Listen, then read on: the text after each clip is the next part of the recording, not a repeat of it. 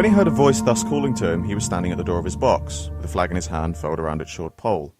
One would have thought, considering the nature of the ground, that he could not have doubted from what quarter the voice came. But, instead of looking up to where I stood on top of the steep cutting nearly over his head, he turned himself about and looked down the line. There was something remarkable in his manner of doing so, though I could not have said for my life what. But I know it was remarkable enough to attract my notice, even though his figure was foreshortened and shadowed down in the deep trench, and mine was high above him, so steeped in the glow of an angry sunset that I had shaded my eyes with my hand before I saw him at all. "Hello! Below!" From looking down the line, he turned himself about again, and, raising his eyes, saw my figure high above him. "Is there any path by which I may come down and speak to you?"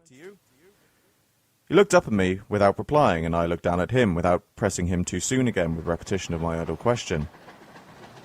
Just then there came a vague vibration in the earth, in the air, quickly changing into a violent pulsation, an oncoming rush that caused me to start back as though it had forced to draw me down.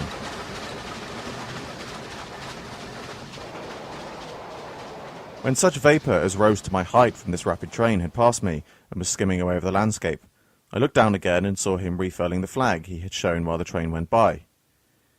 I repeated my inquiry, after a pause during which he seemed to regard me with fixed attention. He motioned with his rolled-up flag towards a point on my level, some 200 or 300 yards distant.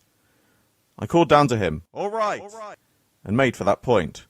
There, by the dint of looking closely about me, I found a rough, zigzag descending path notched out, which I followed.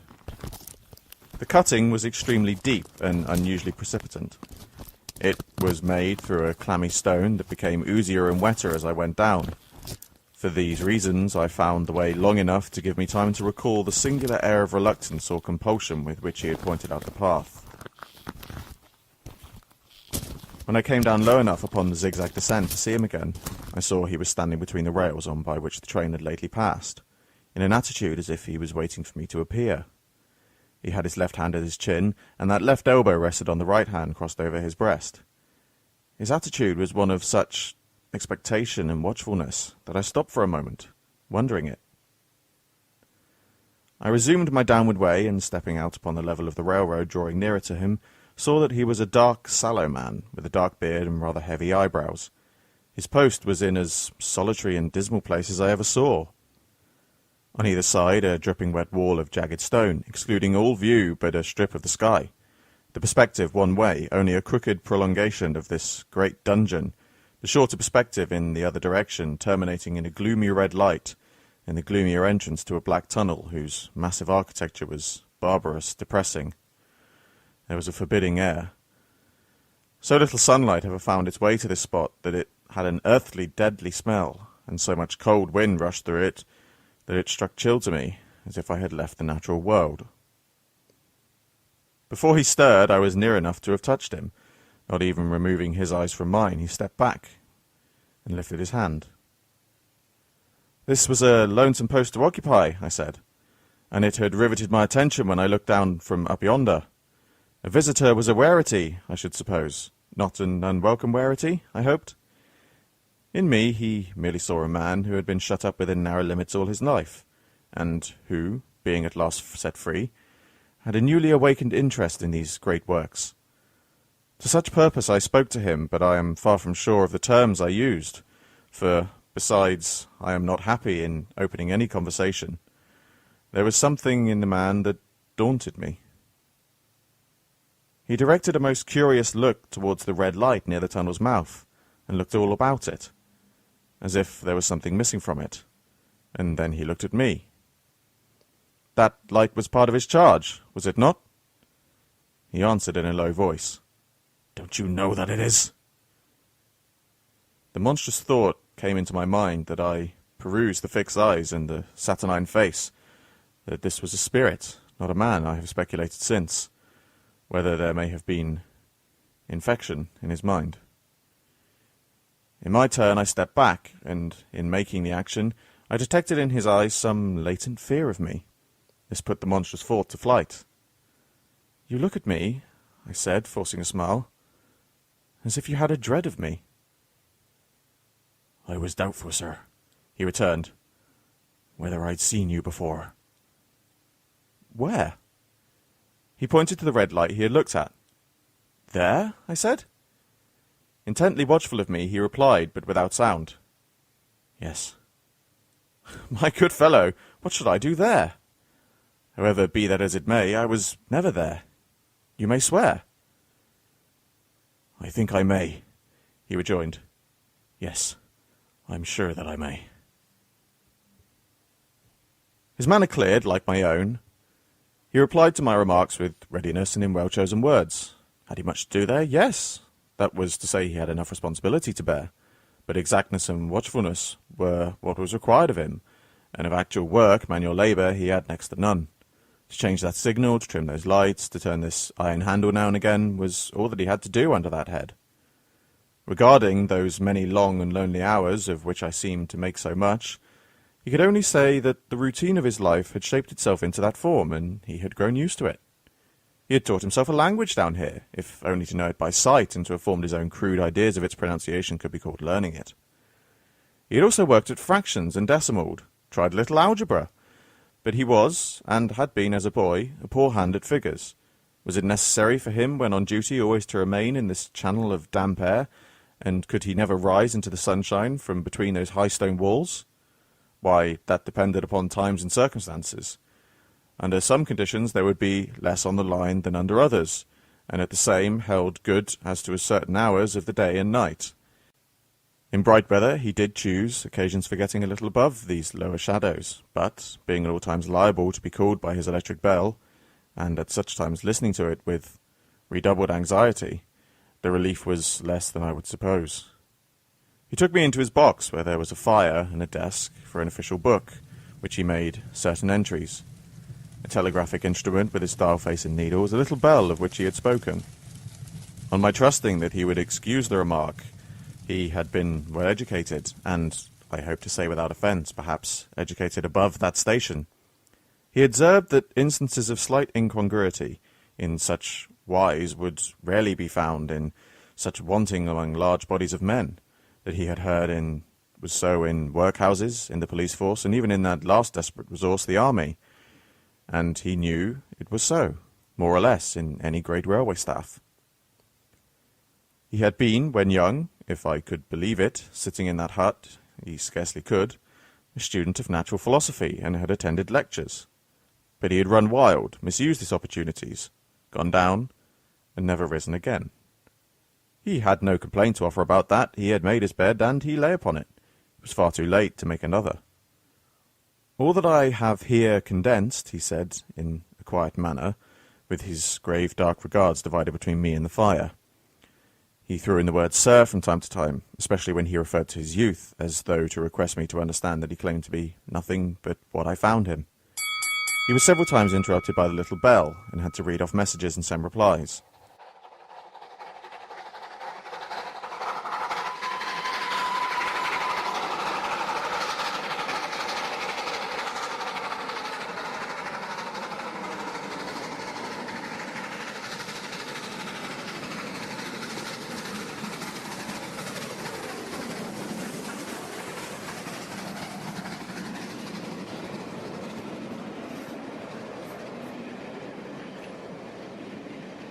Once he had to stand without the door and display a flag as a train passed and make some verbal communication to the driver. In the discharge of his duties I observed him to be remarkably exact and vigilant, breaking off his discourse at a syllable and remaining silent until what he had to do was done. In a word, I would have set this man down as one of the safest men to be employed in that capacity, but for the circumstance that, when he was speaking to me, he twice broke off with a falling colour, turned his face towards the little bell when it did not ring, opened the door of the hut, which was kept shut to exclude the unhealthly damp, and looked out towards the red light near the mouth of the tunnel. On both those occasions he came back to the fire with the inexplicable air upon him which I had remarked, without being able to define when we were so far asunder. Said I, when I rose to leave him, "You almost make me feel as if I had met with a contented man." I'm afraid I must acknowledge that I said it to lead him on. "I believe I used to be so," he rejoined, in the low voice in which he had first spoken. "But I am troubled, sir. I am troubled." He would have recalled the words if he could. He had said them, however, and I took them up quickly. With what? What is your trouble? It is very difficult to impart, sir. It is very difficult to speak of. If ever you make me another visit, I will try to tell you. Well, I expressly tend to make you another visit. Say, when shall it be? I go off early in the morning, and I shall be on again at 10 tomorrow night, sir. And I will come at 11. He thanked me and went out to the door with me. I'll show my white light, sir, he said in his peculiar low voice, till you have found your way up. When you've found it, don't call out. And when you're at the top, don't call out. His manner seemed to make the place strike colder to me, but I said no more than, very well. And when you come down tomorrow night, sir, don't call out. Let me ask you a parting question. What made you cry, hello, below there tonight? Heaven knows, I said. I cried something to that effect. No, not to that effect, sir. Those were the very words. I know them well. I admit those were the very words. I said them, no doubt, because I saw you below. For no other reason. What other reason could I possibly have? You had no feeling they were conveyed to you in any supernatural way? No. He wished me good night and held up his light. I walked by the side of the line of the rails, with a disagreeable sensation of a train coming behind me, until I found the path. It was easier to mount than descend, and I got back to my inn without any adventure. Punctual to my appointment, I placed my foot on the first notch of the zigzag next night. As the distant clocks were striking 11, he waited for me at the bottom with his white light on. I have not called out, I said when we came close together. May I speak now? By all means, sir. Good night, then, and here's my hand. Good night, sir, and here's mine. With that, we walked side by side to his box, entered it, and closed the door and sat down by the fire. I have made up my mind, sir, he began, bending forward as soon as we were seated and speaking in a tone little above a whisper, that you shall not have to ask what troubles me twice. I took you for someone else yesterday evening. That troubles me.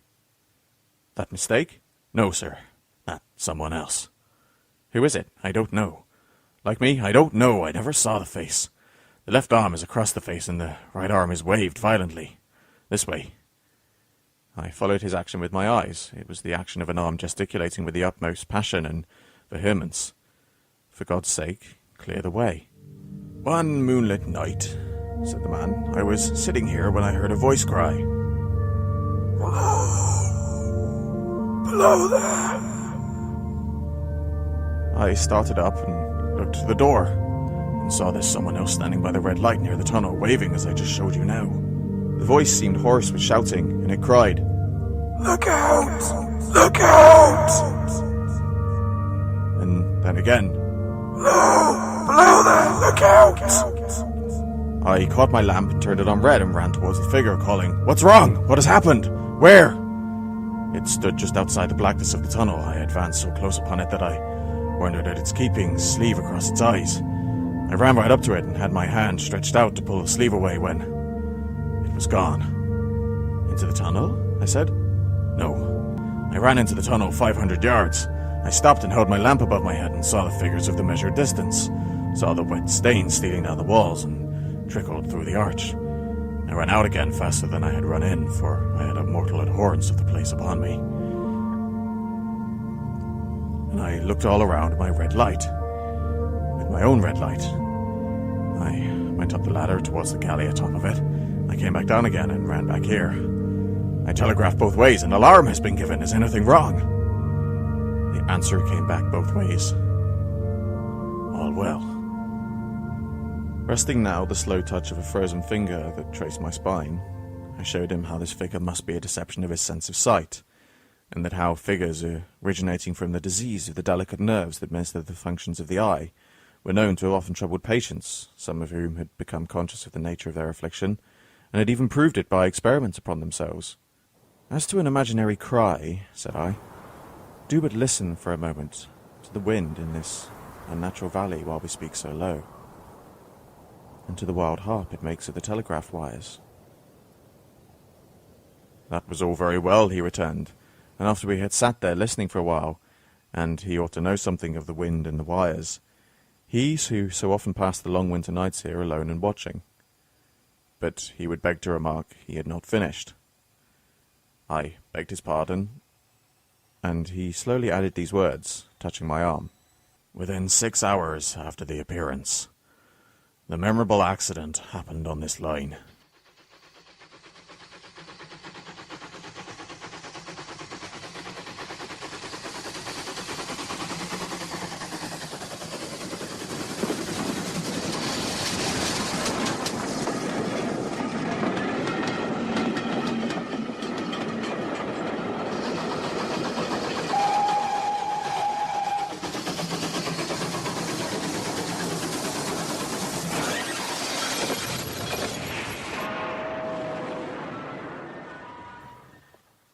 And within 10 hours, the dead and wounded were brought along through the tunnel over the spot where the figure had stood.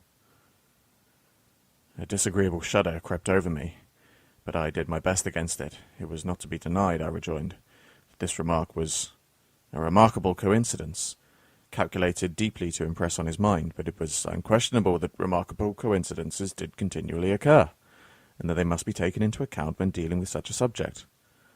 Though, to be sure, I must admit, I had added, for I thought I saw he was going to bring objection to the bear upon me.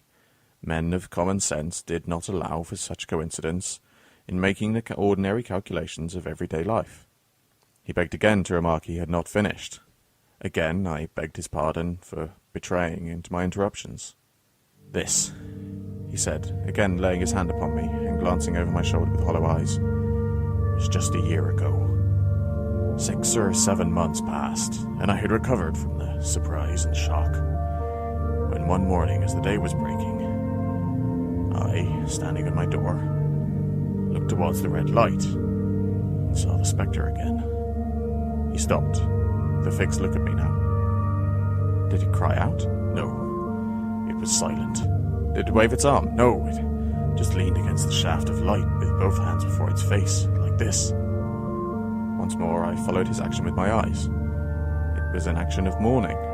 I had seen an attitude in stone figures in tombs. Did you go up to it? I came in and sat down, partly to collect my thoughts and partly because it had turned me faint. When I again went to the door, the daylight was up of me and the ghost was gone. But nothing followed, nothing came of this. He touched me on the arm with his forefinger, twice or thrice, giving a ghastly nod each time.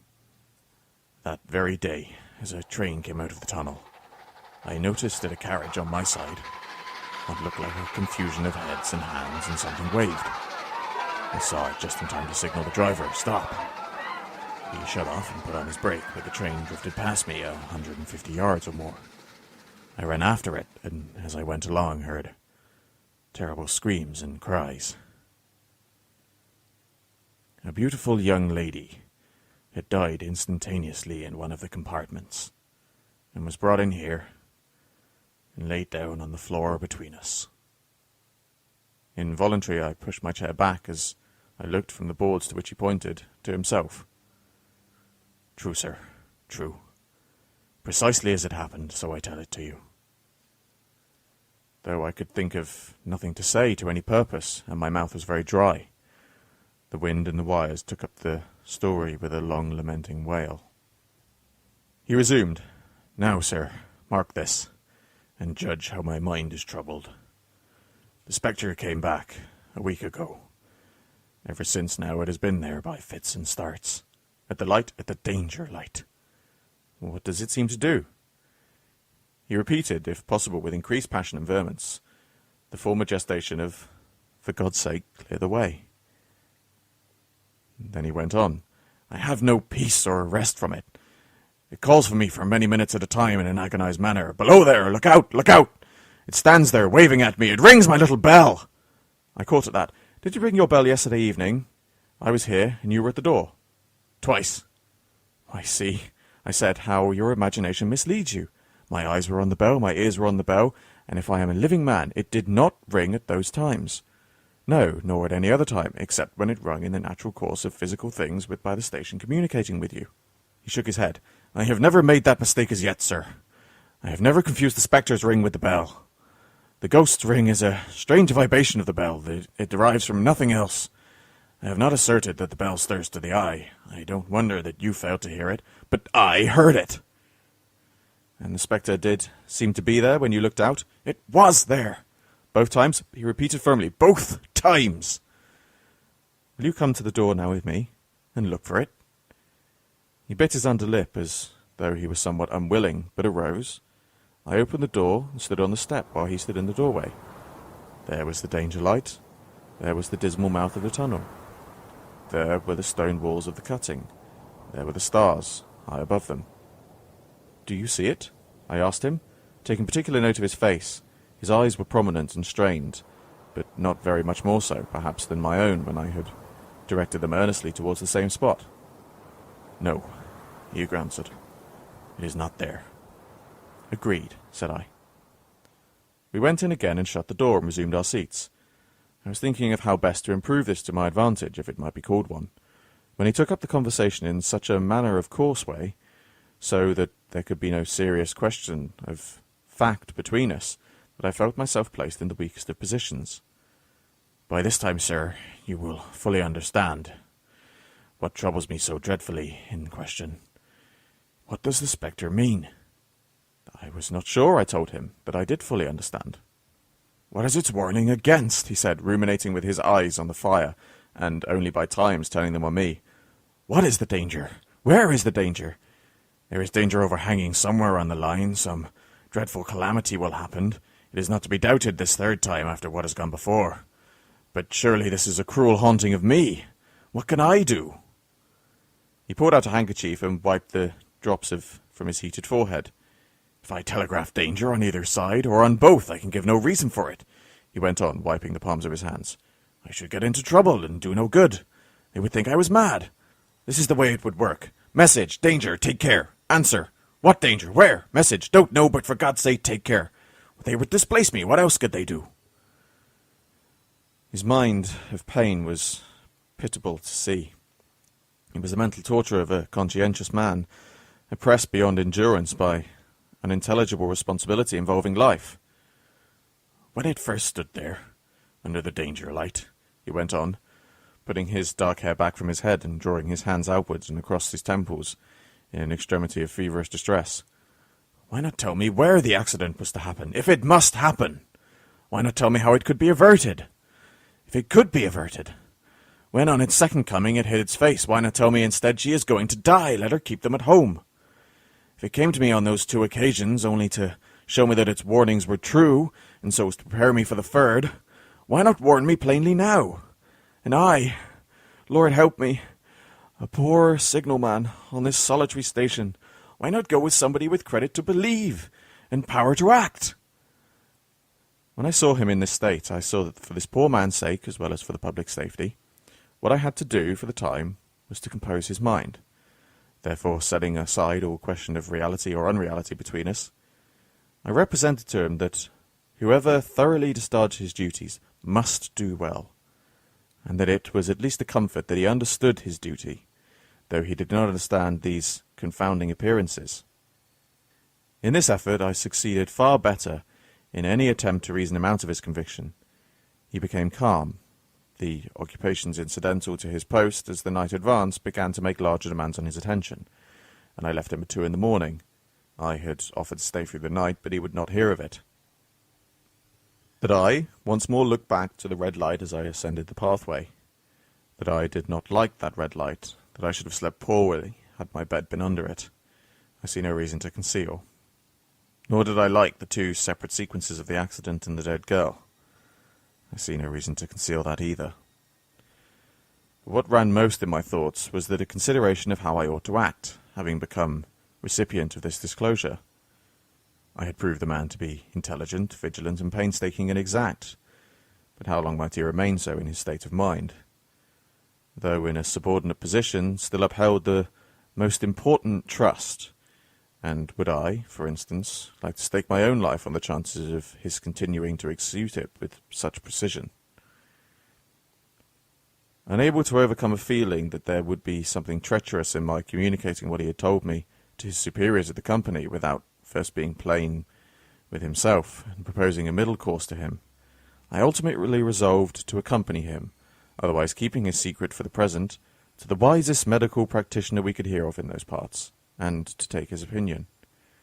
A change in his time of duty would come around the next night, he had apprised me, and he would be off an hour or two after sunrise, and on again after sunset.